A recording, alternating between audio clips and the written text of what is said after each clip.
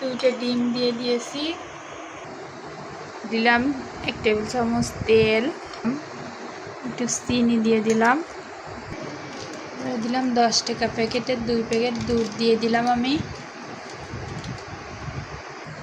ডিমের গন্ধটা যাওয়ার জন্য দিয়ে দিলাম 1 চামচ লেবুর রস, দিলাম অল্প একটু ফুল সোডা, দিলাম 1 চামচ আটা বা ময়দা, হাতের কাছে আপনার যেটা দেয় সেটা দিতে পারবেন। এবার আমি ভালোভাবে এটা মিশিয়ে নেব। ব্যাটারটা বানিয়ে নিয়েছি আমি, আধা ঘন্টা রেস্টে রেখে দিয়েছিলাম, আধা ঘন্টা পরে আপনাদের দেখালাম।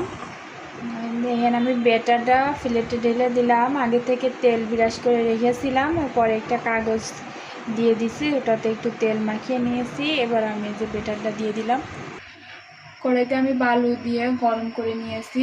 এবার এটার ভিতরে আমি বসিয়ে দিব, এবার আমি ঢাকা দিয়ে দিব, আধা ঘন্টা পরে এসে দেখবো।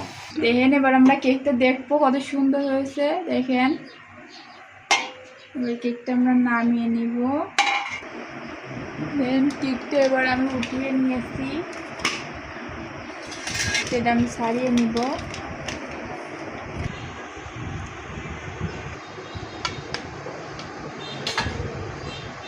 দেখেন কেকটা কেমন হয়েছে, এই যে একবারে